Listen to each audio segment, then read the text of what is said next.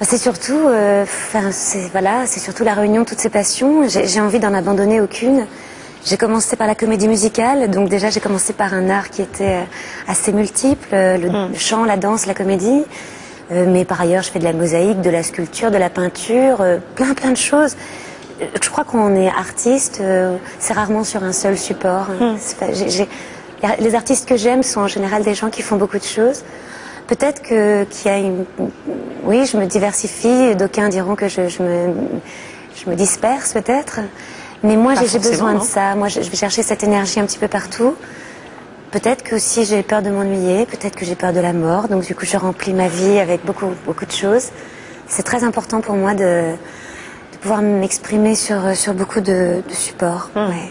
Alors, vous vous exprimez aussi en tant que femme et en tant que citoyenne. Vous soutenez la Ligue internationale des droits de l'homme. Qu'est-ce que vous pensez, en tant que citoyenne, du parcours chaotique de la flamme olympique en ce moment? C'est vrai qu'en tant qu'ambassadrice de la FIDH, moi je porte un message qui est assez clair, c'est que l'essentiel c'est de participer mais pas de se taire. Donc je trouve que c'est assez important ce qui se passe en ce moment, il faut garder les yeux ouverts.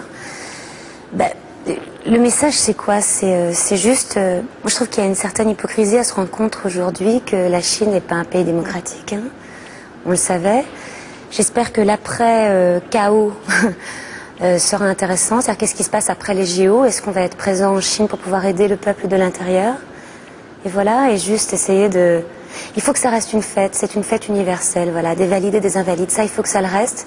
Il ne faut pas que les athlètes soient les seuls à s'exprimer. Oui, c'est lourd peut-être le poids qu'ils portent en ce moment. Oui, je trouve que le CIO, les politiques et les sponsors devraient un peu plus se mouiller, je trouve. Et voilà, mais c'est important que ça reste une fête, mais c'est important d'utiliser cette fête comme tribune.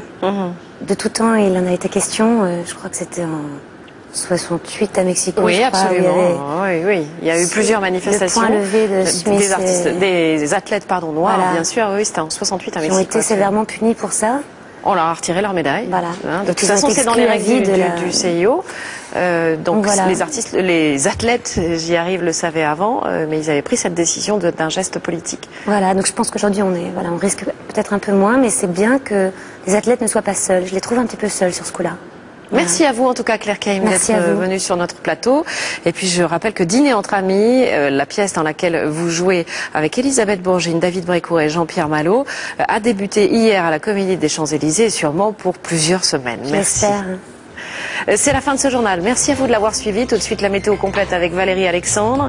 À 20h, vous avez rendez-vous avec David Pujadas. À 20h50, ne manquez pas Envoyé spécial, présenté par Guylaine Chenu et Françoise Joly, qui reviendront justement sur les déboires de la flamme olympique.